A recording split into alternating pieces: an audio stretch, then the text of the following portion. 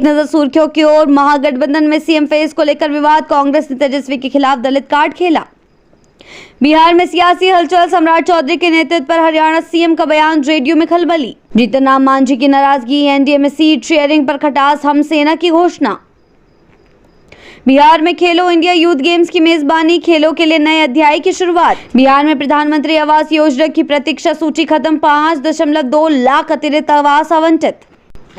बढ़ते हैं खबरों की ओर विस्तार से। महागठबंधन में सीएम फेस को लेकर विवाद, कांग्रेस ने तेजस्वी के खिलाफ दलित कार्ड खेला। जी हां, महागठबंधन में सीएम पद को लेकर खटपट बढ़ गई है। कांग्रेस के नेता यशवंत कुमार ने तेजस्वी यादव पर भ्रष्टाचार के आरोपों का हवाला देते हुए दलित कार्ड खेला है और कहा है कि तेजस्वी की जगह कांग्रेस प्रदेश अध्यक्ष राजेश राम को सीएम पद के लिए आगे किया जाना चाहिए। इससे पहले कांग्रेस के प्रदेश प्रभारी और राष्ट्रीय महासचिव ने भी तेजस्वी के नाम पर असहमति जताई थी। राजद तेजस्वी के नाम पर अडिग है, जबकि राजद प्रवक्ता एजाज अहमद ने यशवंत कुमार के बयान पर आपत्ति जताते हुए कांग्रेस से सफाई की मांग की। इस विवाद पर बीजेपी ने चुटकी ली है।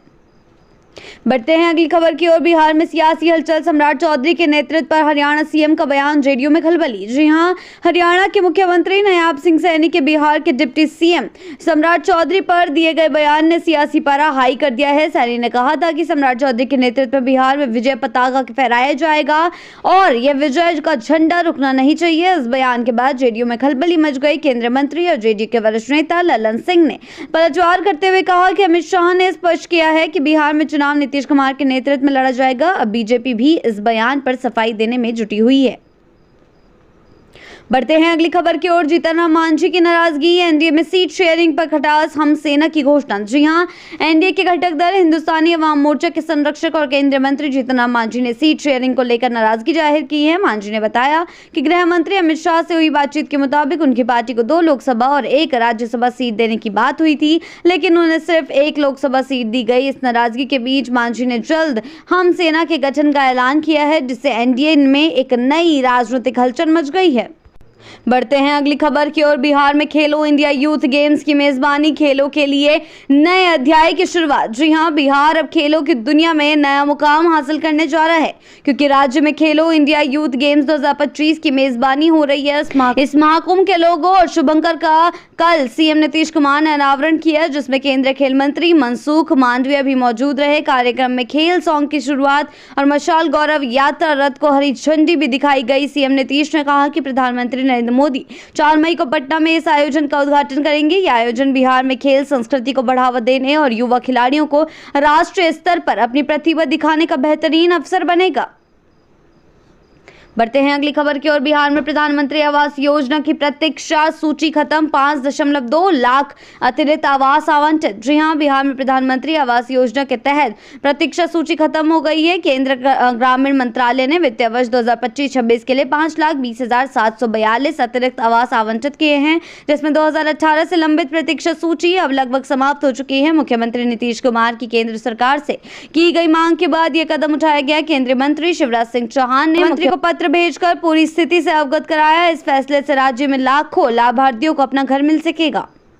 बढ़ते हैं अगली खबर की ओर। सीएम नीतीश का ड्रीम प्रोजेक्ट गंगा पथ पर सवाल, क्या गुणवत्ता में आई है कमी? जी हां, पटना में गंगा किनारे बना सीएम नीतीश कुमार का ड्रीम प्रोजेक्ट गंगा पथ एक बार फिर चर्चा में है। 9 अप्रैल को लोकार्पण के 4 दिन बाद ही दीदारगंज के पास जेपी गंगा पथ पुल के पाया गया A3 नंबर पर सड़क में बड़ी दरारें नजर आई हैं। ये दरारें दोनों ओर स्पष्ट दिख रही हैं और सोशल मीडिया पर तस्वीरें तेजी से वायरल हो रही हैं। लोग गंगा पथ के निर्माण कार्य की गुणवत्ता पर सवाल उठा रहे हैं। आरोप है कि चुनावी साल में जल्दीबाजी के चलते सरकार ने इसकी गुणवत्ता पर ध्यान नहीं दिया।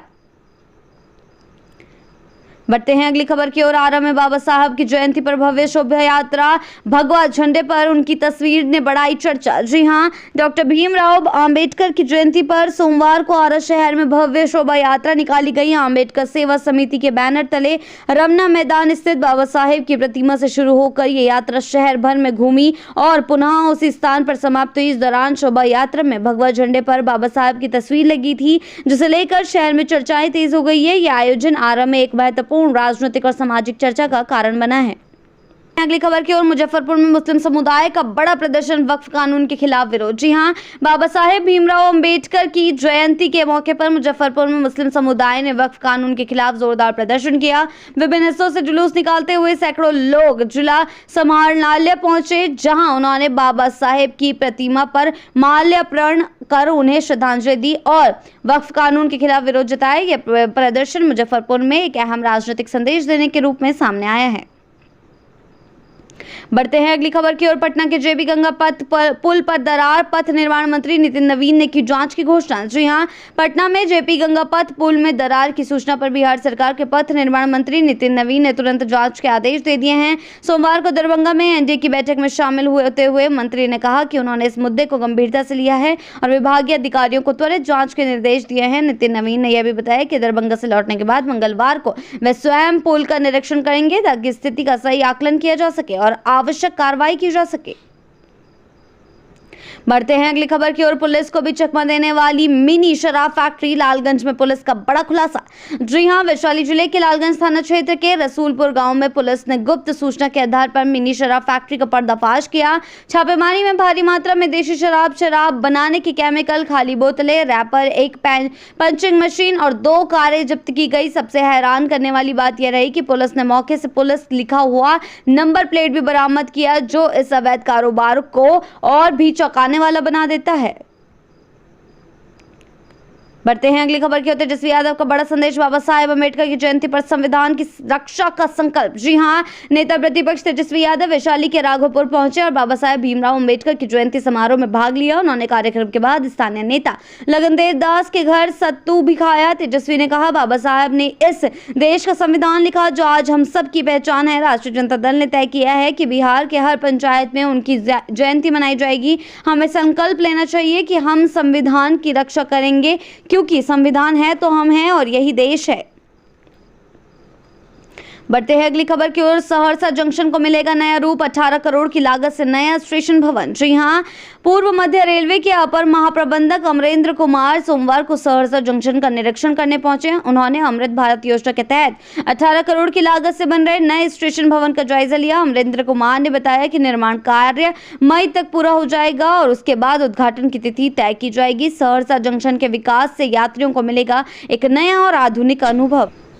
बढ़ते हैं अगली खबर की ओर। बिहार में एनडीए की ताकत, पीएम मोदी के दौरे से पहले कार्यकर्ताओं का उत्साह। जी हां, प्रधानमंत्री नरेंद्र मोदी के 24 अप्रैल के बिहार दौरे से पहले एनडीए ने अपनी ताकत दिखानी शुरू कर दी है। पटना में बैठक के बाद सोमवार को दरभंगा में एनडीए कार्यकर्ता सम्मेलन का आयोजन किया गया। जी हां, कार्यकर्ताओं को चुनावी जीत के लिए एकजुट होने का संदेश दिया गया, साथ ही उन्हें चुनावी रणनीतियों और टिप्स से भी अवगत कराया गया। बिहार विधानसभा चुनाव के लिए एनडीए पूरी तरह से तैयार दिख रहा है।